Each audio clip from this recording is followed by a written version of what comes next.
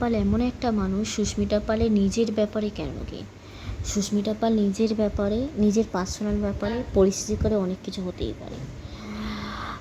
নিজের ব্যাপারে বা যে কোনো মানুষের ব্যাপারে ও হয়তো কাউকে কোনো কথা বলতে পারছে না, সব কথা সবাইকে বলা যায় না, এটা জানো তো।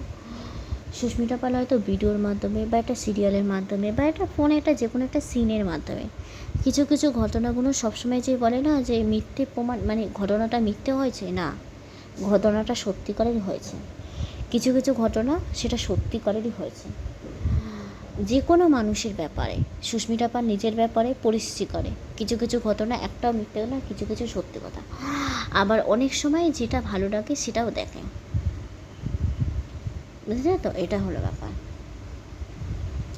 আর ওই কারণে আমি বাবার কাছে ক্ষমা চেয়ে নিয়েছি যে অভিক মনাকে সাহায্য করেছিল ওই পরিস্থিতিতে। আমার বাবার মধ্যে সম্পদ, বাবা মারা যাবে তাই মনা দ্বিতীয় দিন কমেছিল, ওই পরিস্থিতিতে বাবারও কোনো দোষ ছিল, আমারও না।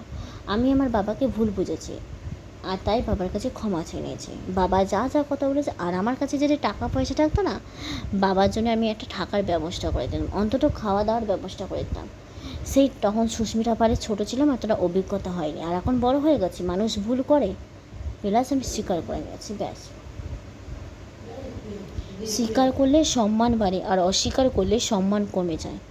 আর ওরা কিন্তু নিজের ভুল বুঝতে পারিনি, দোষের ওপর দোষ থেকেছে।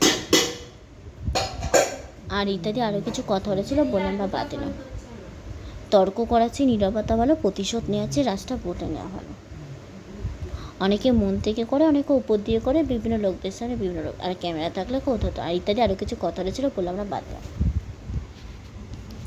আর পটের কাটাকে সরাটা এটাও সত্যি না, সবই প্রমাণ আছে। কেউ যদি মনে করে এই ফোনটা চুরি করবে তা আমার প্রমাণ ডিলিট করে দেবে, না, ফোন চুরি করলেও প্রমাণ আছে, সুস্মিতা পালের কাছে কিচ্ছু করতে পারবে না।